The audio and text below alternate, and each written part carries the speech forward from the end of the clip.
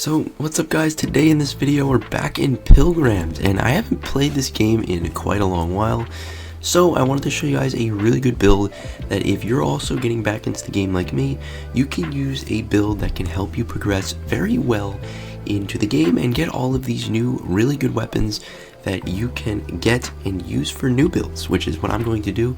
And I'm going to be making a lot of new build videos in the future, hopefully anyway, if I continue to grind this game, which I think I will.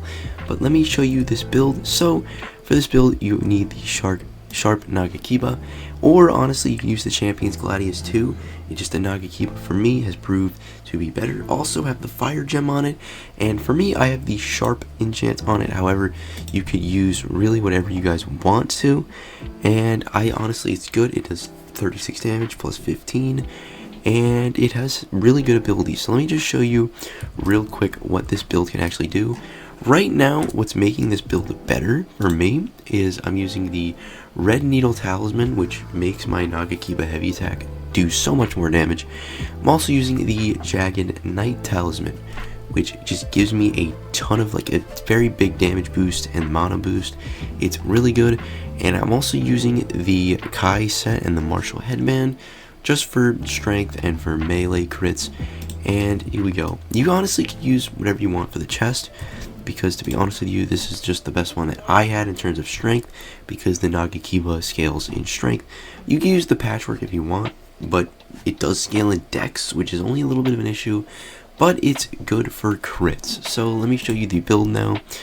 So as you can see, it starts off a little slow, but as you use the Knight Talisman, obviously as you can see, it goes up to around an average of 200 DPS, and if you combine it with the heavy attack, it sometimes usually goes up to 300 DPS, as you can see. And it's also an enemy shredder. I mean, look at this. I'm literally standing here and I'm hitting all 3 enemies, which means if you're like running around and just hitting things, it's really good. I'd say the only thing that you need to know really is just how to parry effectively, although I do want to make a range video on how to get a good range build. Obviously I'm going to try to use the new weapons, but if I can't find any good ones, I'll just try to find some better items for it. So that's the build. I still think it's a really good boss shredder. I think it's still a really good enemy shredder, and honestly I think it's a very good update, as well as a good build for the update. So I mean, you can use the Champion's Gladius, although it has a very good heavy attack, however, and it also has high attack speed.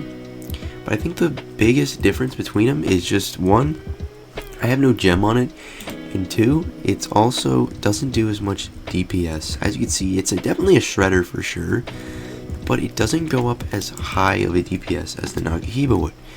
It's close, but not quite. So if you don't have the Nagakiba or anything, you could use the Champion's Gladius. However, I think this one's just harder to get in general, so I would use the Nagakiba.